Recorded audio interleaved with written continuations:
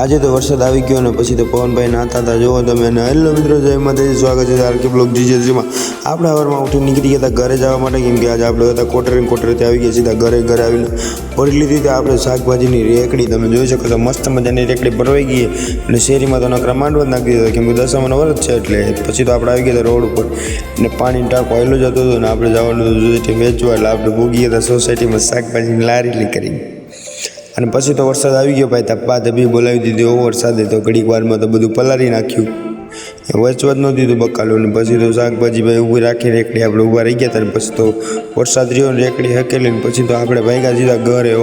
ભાઈ બાંબુટે highway two highway જઈ રહ્યા છીએ. તો તમે મસ્ત મજાનો હાઈવે ઉપર વરસાદનું પાણી થઈ ગયું હોય બધું. અને પછી તો આપણે ઘરે પૂગી ગયા હો ભાઈ, જોઈ શકો છો ઘરે પૂગી ગયા, રેકડી કરી દીધી પાર્ક. અને પછી તો આપણે બે ગયા વેપાર ગણવા. અને આજ તો વેપાર કેટલો કહી દઉં, ખાલી ને ખાલી 1900 રૂપિયાનો. અને પછી તો અશ્વિનભાઈના દોસ્તર બધા આવી ગયા હતા, માંડવાઈટા બધા બેઠા હતા જો, જયદીપ ને ચૈલો ને અશ્વિન ને સુનિલ બધા.